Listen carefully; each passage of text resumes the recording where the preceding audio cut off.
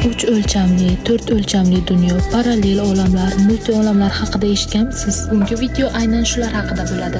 Albatta, o'tkazib yubormasdan oxirigacha ko'rishingizni tavsiya qilaman. 1 o'lchamli dunyo deyiladi bu va bu chiziqdan bu chiziqgacha bitta chiziq. Buning ichida agar birorta tirik organizm yashayotgan bo'lsa, u faqatgina orqadan oldinga, oldindan orqaga harakatlana oladi. Chunki bunda faqat oldin va orqa harakati bor. Bitta chiziq bu, chunki tushuntira oldimmi?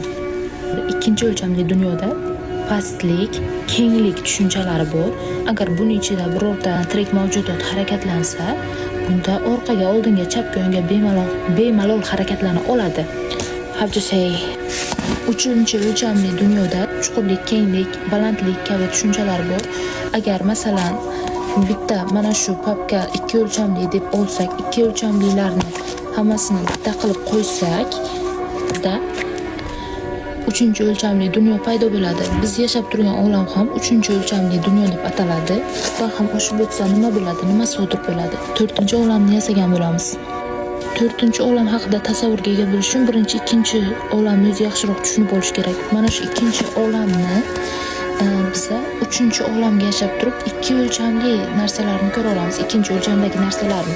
Ya'ni biz tepadan, o'ngdan, pastdan ana shuni shunday ko'rib turibmiz. 4-o'lcham bizni ana shunday turishimizni ko'rib turgan bo'ladi. Tepadan, chapdan, o'ngdan, pastdan bizni kuzatib turgandek xuddi.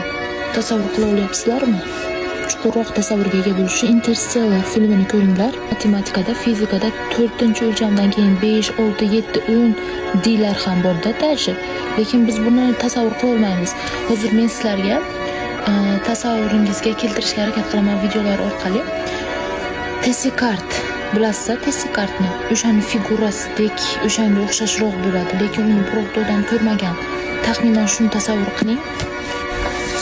Misol uchun Einsteinning har xil nazariyalari bor, nisbiylik nazariyalari. Vaqt unda nisbiy tushuncha degan